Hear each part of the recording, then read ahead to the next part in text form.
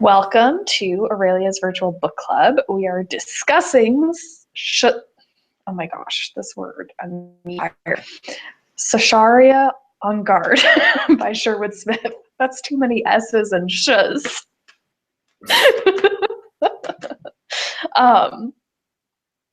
So I'm trying to think of my favorite part, but there were too many parts that I liked. I don't know that I can pick just one. I really liked the ending. That was really funny. The like very end part, where she's like finishing the like, okay, this is why I wrote it all down, and like, yeah. That was really funny. But it was like, I don't know, as someone who reads and writes, it was very relatable a little bit because she's writing like what they're talking about as they're talking. And he's like, what's wrong with you? Yeah. Yeah, I liked that part.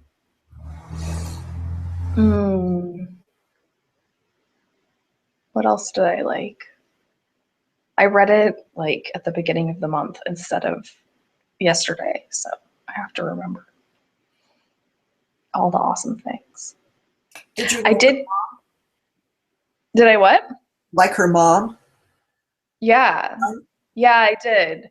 And it was nice to see how like she was trying to make things easier for Sasha, but then she was like realizing that she was making things worse. But like by the time she realized that there wasn't anything she could really do to fix it, I liked that because I think a lot of us do that to ourselves.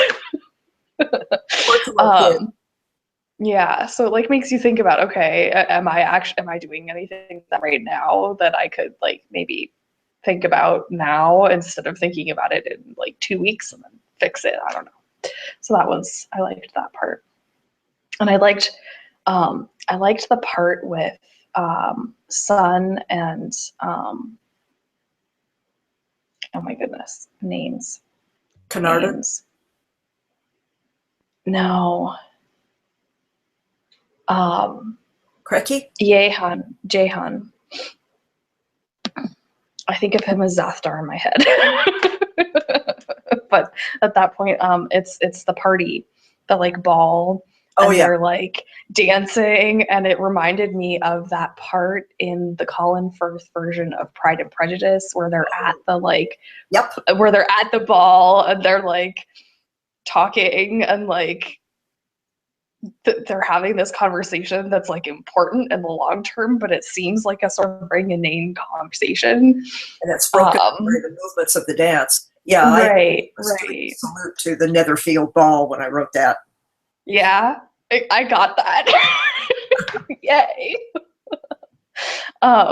Yeah, I liked that part. I was like, oh, this is really cool.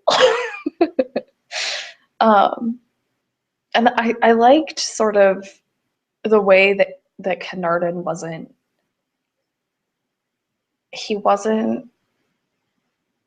evil. He just was misguided, you know? Morally questionable. Yeah, but it's not like he was, you know, the cackling evil sorcerer who was going to do every wrong thing ever in the world. No. He felt very human, and like it, you know, you come across people who are actually like that in real life all the time. And they're just like, you don't make any sense. What? But they insist on doing things that are slightly morally questionable because they think it's going to get them where they want to go. Right. And they refuse to like think about the fact that, oh, actually, you know, if you do it the other way, you're going to get where you want to go faster, even if it seems counterproductive in the short term. So it was different in a good way. Yeah. Well, Canardan was a bit of a sociopath with a good heart. But because he was morally questionable, you never quite would know which way he was going to move, which I found more interesting to write about than the evil guy who's just always going to do the bad thing. I don't like reading about that kind of guy or writing about them because they're boring. You know what's going to happen next. They're going to There has to be some, like, if they do the evil thing every time, there has to be some reason for it. Like nobody's just evil just to be evil. Yeah, they have, you know, justification. even the people who act like they're evil just to be evil have some sort of logic going on in their head, and maybe it only makes sense to them, but it's there. Yep. Adolf Hitler. Yeah. And that was, I liked that part too, where it's almost like Carnarvon got pushed into a corner of doing things that he didn't really quite want to do by the general. Yeah, Randart. And he always thought he was doing the right thing. He's OCD. He's an order freak. And a control freak, and it just never occurred to him that any way other than beating it out of you was the right way. It's always whatever it is that just doesn't occur to you that's like the best idea ever. And then when someone suggests it, you're like, oh yeah. But only if you're open-minded enough to like have an imagination. Yeah. But the girl, the sister of the two that bring Sasha over in the beginning. My mind is What's her name? Too. Oh man. I really I'm curious what happens to her. Oh, she'll go on and have a good life. Yeah. On the water, basically, because that's what she knows. She's a navigator. That's what she knows, and that's what she wants. But it's still, I liked her. She was a cool character. I like how she wasn't afraid of being snarky and like, I don't trust you, and she was very upfront about all of that, which isn't usually the case. So I like that too. I think, yeah. And I'm curious about like where her brother ends up with all of his mage studies and stuff. I don't know if he comes back ever, but he's a mage, so he could. Yeah, I'm not sure what happens with the brother, but I don't think I'm sure he went on to a content life as a mage. He might turn up in a future story. I'm not sure. Depends if I get a chance to get back to them. What did you think of the boys? At the military academy? Yeah, Demedron and his friends. I had such fun writing them. Oh, I liked them a lot. I liked them a lot. And it was really nice to see, like, I had read a couple. The one I'm thinking of is the one of Vigdonric. Oh yes, yeah, at the other military academy. So it was nice to see how the two military academies were similar and different at the same time. Yeah. And I think you did a good job of capturing how boys will be boys, and then how they have to learn how to not be boys anymore. Yeah.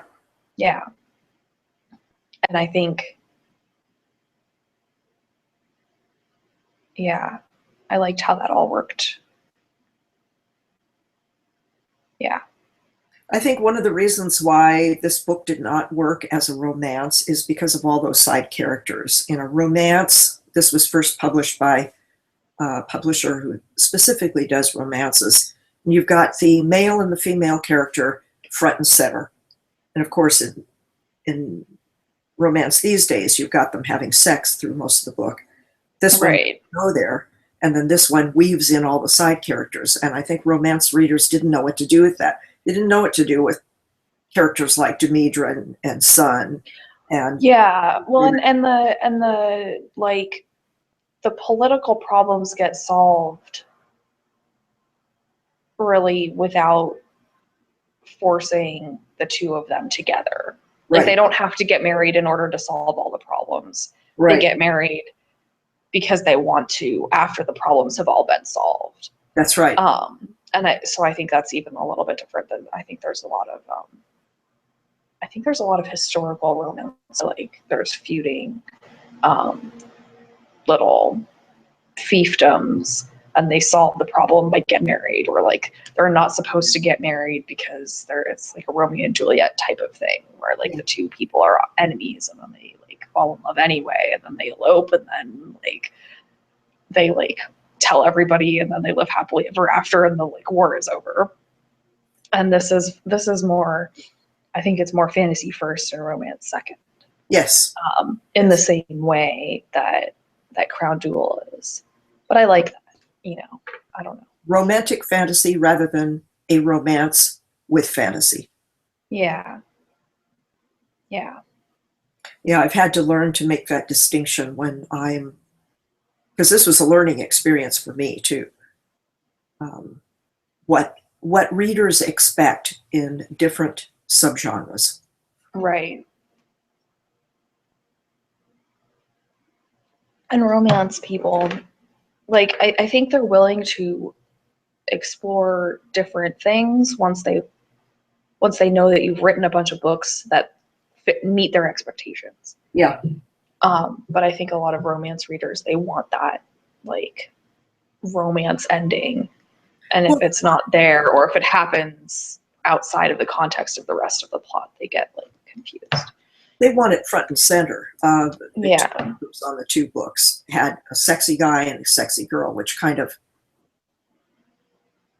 Oh, I just got a flash. There's somebody's trying to get in. I don't know if you can see your email, but a friend of mine is trying to get questions in, apparently. Oh, my computer might be being slow about that. Let me click over. Let's see.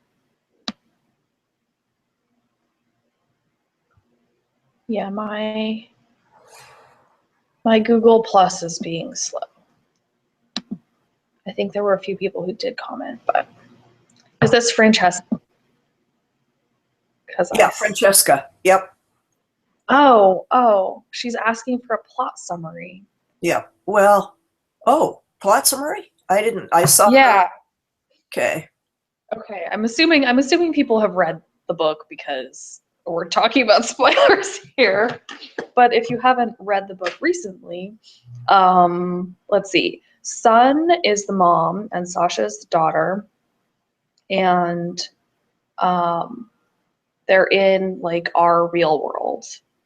Real, however you want to define that. And they're hiding from Carnarvon, who basically usurped the throne before, sort of. And then they get pulled back because Sasha's dad is missing and has been missing for long enough that people are now looking for him. Mm-hmm. Like he said, I will be gone for 10 years, and if I'm not back by then, come looking for me. And so Sasha and Sun get pulled back into Sartoria Stella and are sort of thrown into the midst of this political stuff that's happening. And Sasha ends up with the pirate Zothar, and Sun ends up with Carnarvon in the like royal castle. And Carnarvon's trying to get Sun to bring her daughter, because his idea of resolving the difficulties is to make his son, who he doesn't respect, marry the daughter of the former king, and then hopefully that'll make all the problems go away. Right. So some things that Carnarvon never finds out about his son. And I don't know how spoilery you want to go. Oh, we can go as spoilery as possible. Okay. It's a discussion. If you haven't read it, you should have read it. And if you don't want spoilers, then you can like go away and come back. Click away. Yeah, Sent away to the other side of the world to learn something about statesmanship and military stuff in specific. And one of the things that'll come through in other books is that Jahan was learning a lot more than his father found out. Knew, yeah. He saw that his father was going in the wrong direction. But when he came back, all of his suggestions were shut down. No, you're too idealistic. No, you can't do that. No, you don't understand. And meanwhile, there's Randart watching him closely. And Randart has a way of making people go away forever if they get in his way. So John sees that he's between a rock and a hard place, a rock and a soft place, but his father's soft attitude is never going to give. So he invents a persona and becomes the privateer Zathdar, which means lightning. That's his name. Right. And that's who Sasha meets. Yeah. And she puts the two together at the worst possible time and loses her trust in him. While her attraction is growing. Yeah. But then she finds out he's been, in effect, living a lie, and she takes off, and he lets her go. Right. And she has no desire to find out,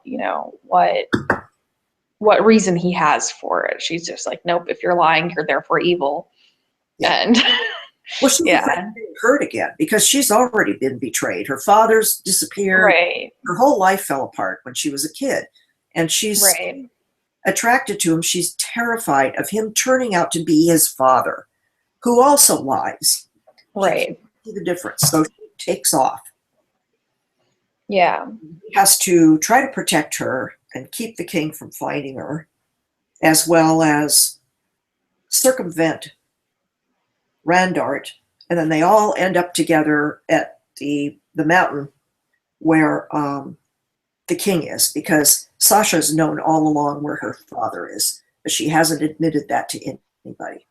So, yeah.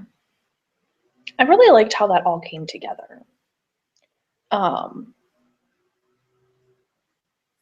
And I liked how conflicted Jahan was about like knowing, like, he doesn't have any like rose-colored glasses about his father at all, but he still cared about him and wanted to convince him to change. Yes, they both genuinely care about each other. Yeah. And so I really liked that. And I really liked how it came across very clearly how frustrated he was that his father just wouldn't listen. Yep. Yeah.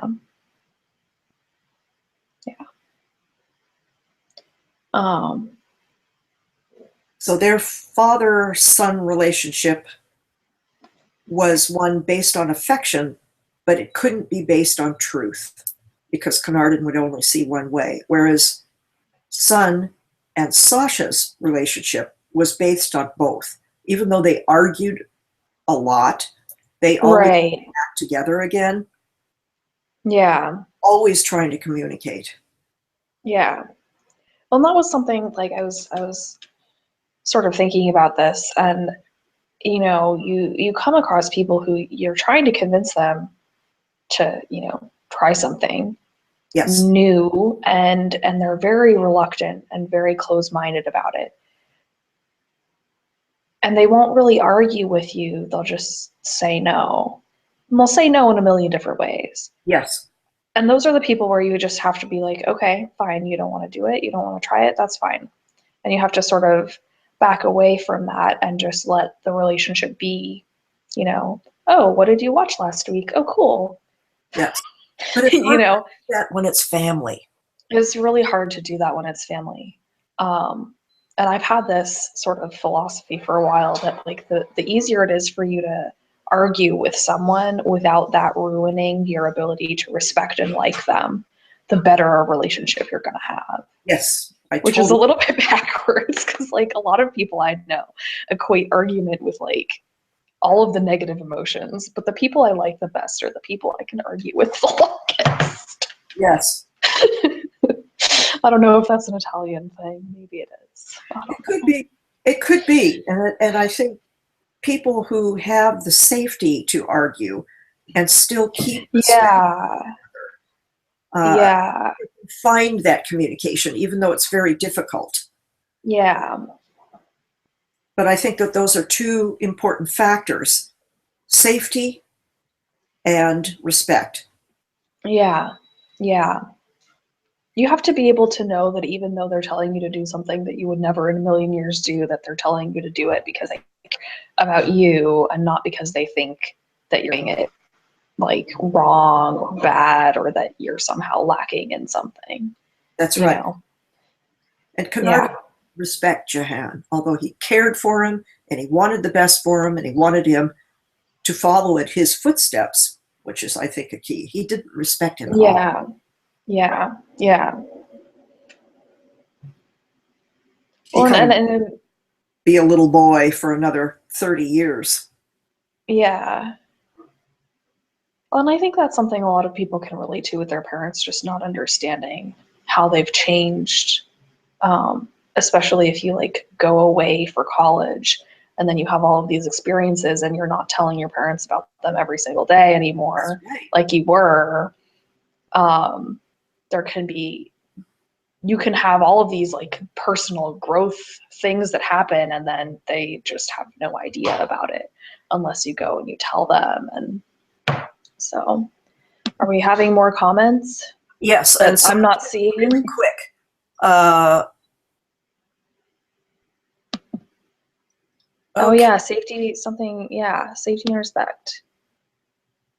Yeah, I guess the only way she can get her comments in is by email. Yeah, my internet is like sad because I'm in Austin at an Airbnb place. So, yeah, it's kind of, I don't know. That's not what it is at home. But she said something about talking about the mother-daughter relationship. And I think you're right with the respect and all that. Like they know each other really well, even though they have long periods of time and before the book starts where they maybe aren't talking. But like Sun never questions that her daughter is doing exactly what she thinks her daughter's doing the whole time while she's stuck in the castle and vice versa. Sasha never questions that her mom, like even hearing all of these rumors about, are they going to get married? Sasha never starts to think that.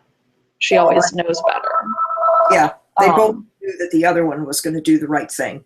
They trusted. Yeah. I couldn't have written this book. I told you when we talked before that the first version of this book was conceived when I was in my 20s, right around the time I was writing Crown Jewel. And it was Sun's story. She meets a real prince when she's at a Renaissance fair and he takes her to another world. But it had when I looked ahead into the story, it had a bad ending, so I didn't want to write it. So I said it aside.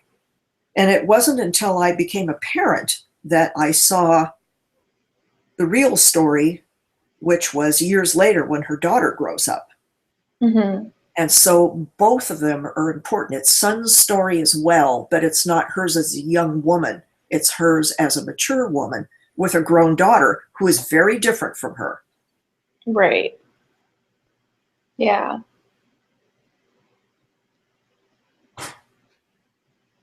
Yeah. And I think Sun felt helpless because she wanted to protect her daughter.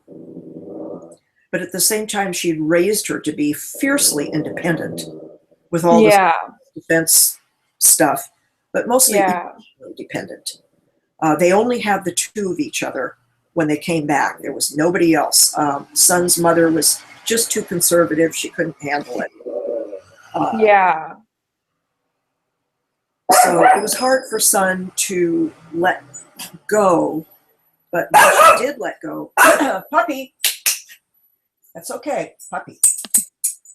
She trusted that she was going to do the right thing. Yeah. And Carnarvon could not trust that Jehan would ever do the right thing. The right thing was only what Carnarvon said to do. Yeah, that was the only interpretation of what would be acceptable to do. Yeah.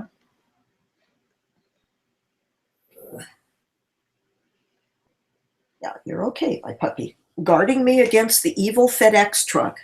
That's his job. It's a very important job. He hears that engine, he barks. Mm. There was something else I was gonna, let's see. Oh, there was when you were describing the ships and how like they were completely different than any ships we would imagine because they had developed differently because they weren't allowed to use the like distance weapons and the fire weapons. Gunpowder doesn't work on that world. Right. I really liked that. Like it was fun because you know basically how a ship has to look in order to work as a ship to go places. But then when you think about a warship, like a Renaissance warship, and you think of, okay, if they don't have cannon, but they still have to fight, like it's almost like you're taking elements from things that they would have done in ancient Greece. Yes. And you're like putting these pieces together, and that was really fun because most people just try and make ships look like ships. Well, So, they're like that. ships, but they're different shapes. The thing about Renaissance was when they invented cannon, they had to broaden out the base of the ship in order to support the weight and the force of cannon. Of the cannon, yeah. You've got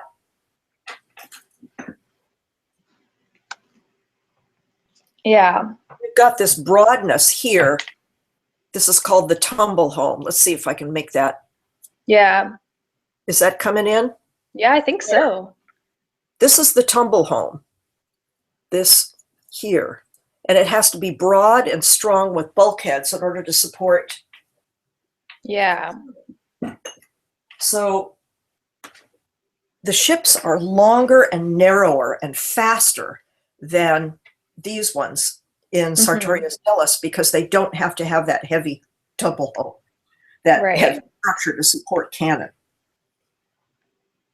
Yeah. So they're actually very beautiful, at least in my mind. They look like they're long and narrow with rake masks, and they're very fast. They're very elegant looking, like the clipper ships of, about 1840 or so. The ones. Yeah.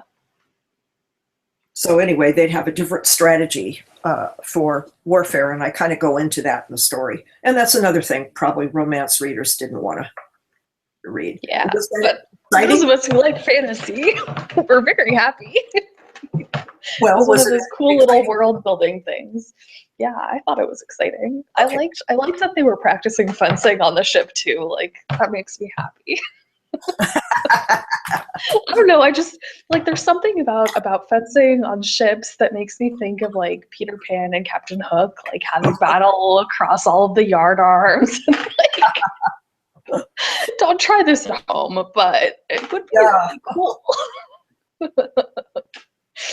Yeah, that's for sure. Yeah.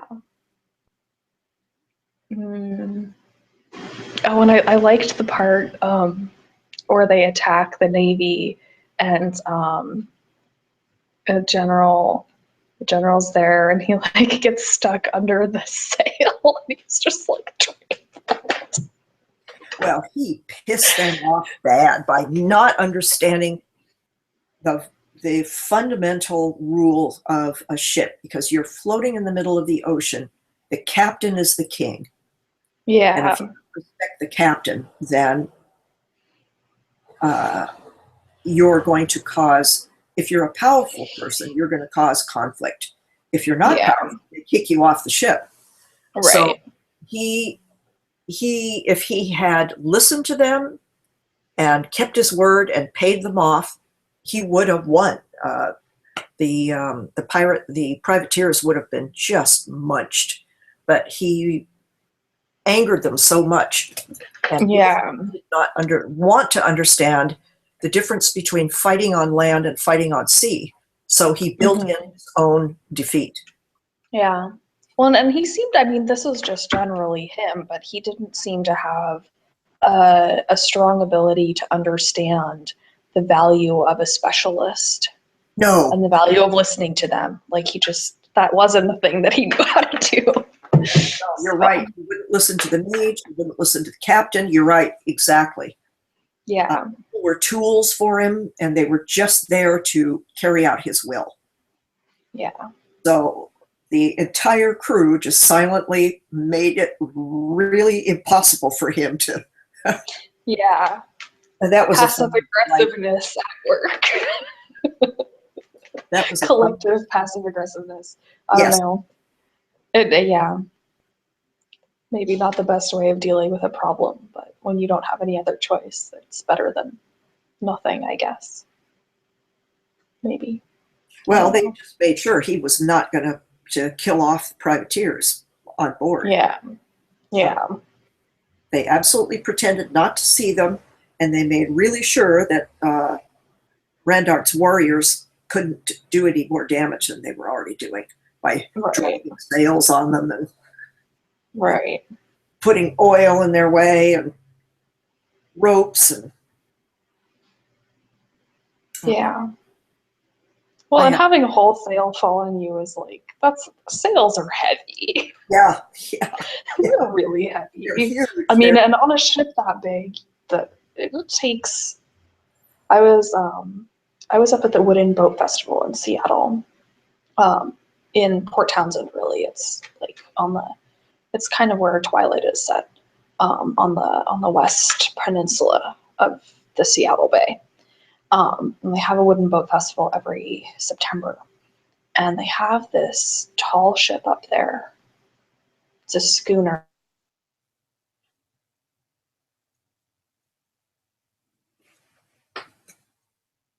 Oh, don't go away, Wi-Fi. Don't go away.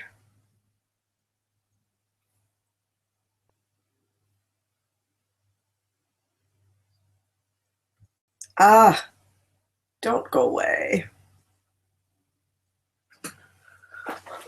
I don't know if you can see me, but your Wi-Fi incoming is frozen.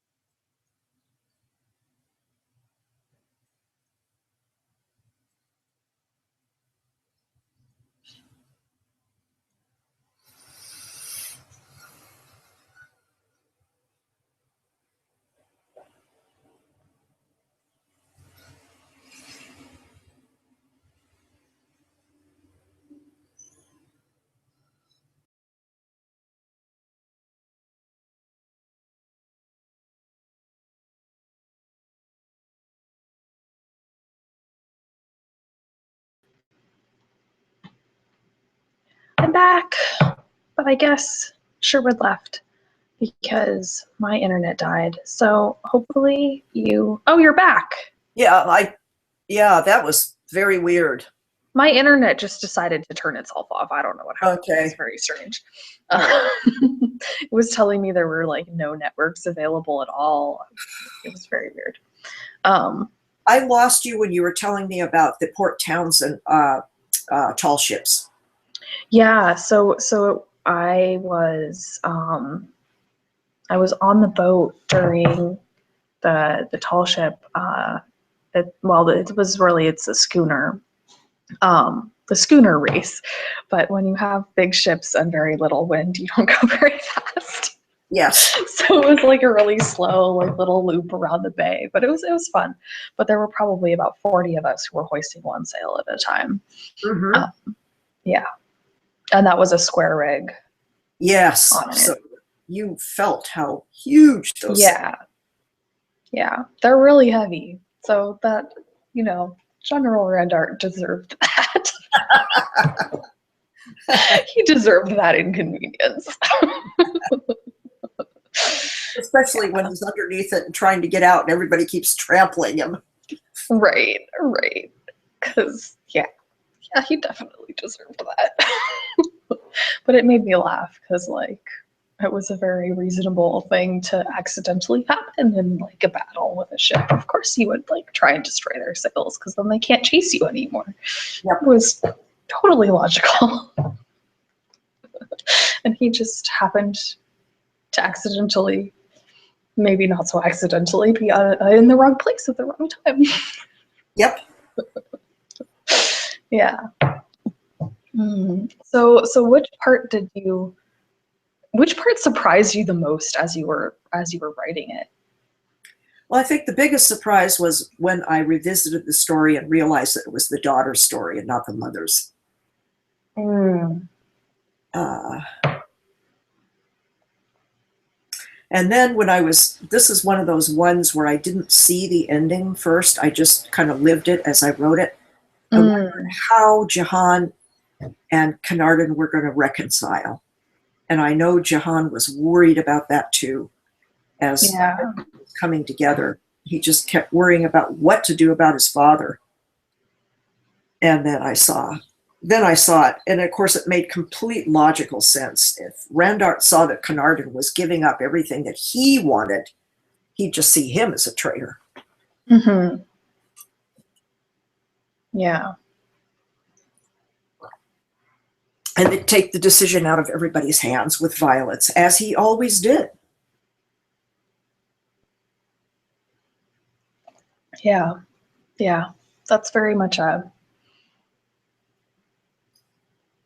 totally forgot like half of my thought. Tea to the rescue.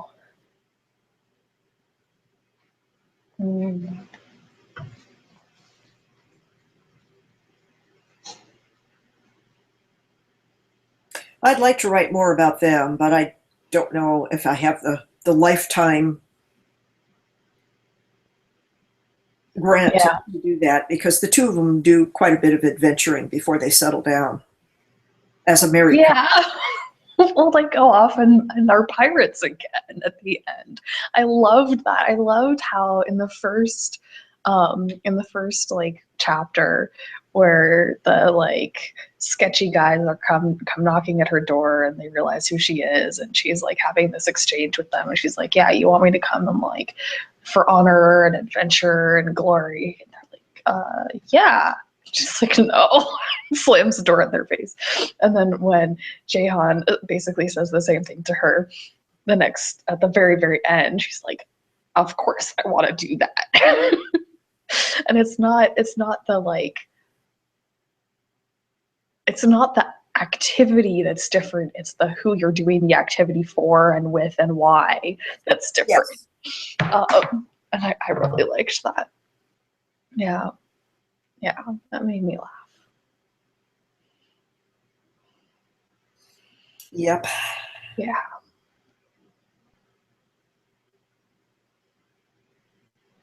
Well, that's the last of the light-hearted ones before Before the War series. There's a little section in there where several boys show up. Yeah, I liked them because they were in a couple of the others too, weren't they? Well, they show up a lot in the ones that I'm writing now for whenever I get a pub date some year.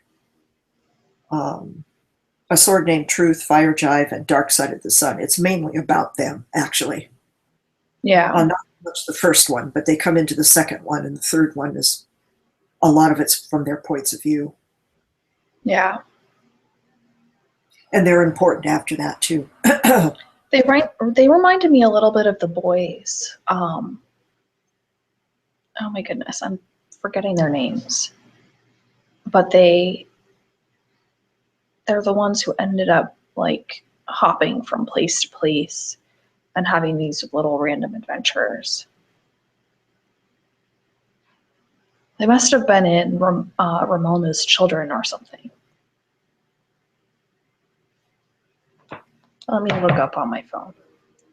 Kindle Library, Tweet the Rescue. Like in the CJ stories, maybe? Maybe. Because Romualdus Children is about the two. One is just the two, Flavic and the middle daughter. And then the other one's about the son and his friend, Savona's son, on board a ship.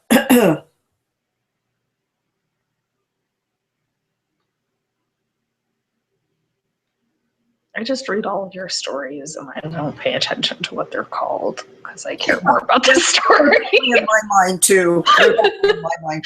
Sometimes I can't remember because it's all a big tree in my head, and then well, and it's all one story in your head, yep. right? Yep. And that was kind of it was fun to get like I like looking at all of the different pieces and seeing how they sort of fit together. Like I liked the Kinthus part because of how it tied in. It was Kinthus, but for a different purpose. You know, and I liked that because a lot of things that you use that are like herbal like that do have multiple purposes, right? Like you can take mint, if you want to drink mint tea, it could just be a thing that you feel like having because you're thirsty, or it could be a thing because your like stomach is unsettled and you want to like soothe it, or maybe you have like a cold, or you know. But I have too many books. It's probably the CJ stories with the. It's probably the CJ stories because I think one of the, I don't know. The other part of it is that Senrid is a kid in so many stories because he does that spell. Yeah. Which also makes sense considering the political situation that he was growing up in. So. Yeah, he doesn't let go of that spell until the end of Dark Side of the Sun. And then he starts growing up. He's a man in a young man in the War series and a man in the later ones. Yeah. And well, I liked how in A Stranger to Command he looked like a child and he sometimes acted like a child to keep that appearance, but like he had been living for so long that intellectually he was much older. Well, he's about 19. Yeah.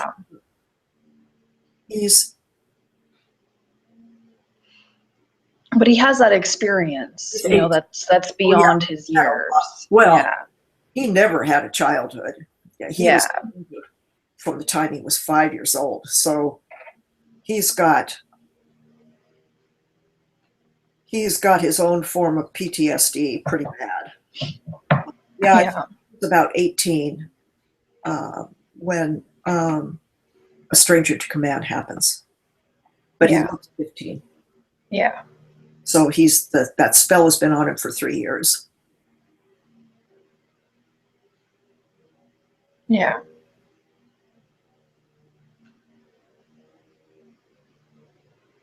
He lets it go when he's about I think 22 or something like that. Yeah.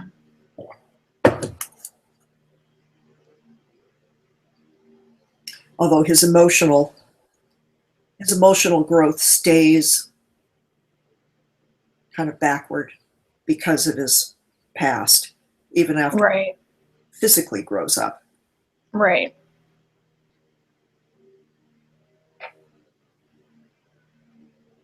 Yeah. Well, I'm excited to see how these new books turn out. Well, a Sword Named Truth is the other half of A Stranger to Command. It's what Okay. happens when Vidonric takes off, because he doesn't know. He has no idea. Right. He goes home, he deals with problems at home, then he's sent to Colen's court and then sent back. This is, Sword Named Truth is what happened during that time in the rest of the world. Mm-hmm. So Vidonric won't show up in it except one scene, and it's one at the academy. Right. And then the next book, which has a lot in Coland but doesn't have any of the court scenes, he won't be in that either. He shows up again in the war stories, he and Mel and two of their kids, one kid. Yeah. I think the second one is a bun in the oven. Yeah. Yeah. Well, thank you for taking the time to talk to me again. And, well, thank you for inviting me. And for helping with the comments, since my internet is flaky today. So I look forward to seeing what else appears in this world, because it's one of my favorites. So thank you so much. I really appreciate it.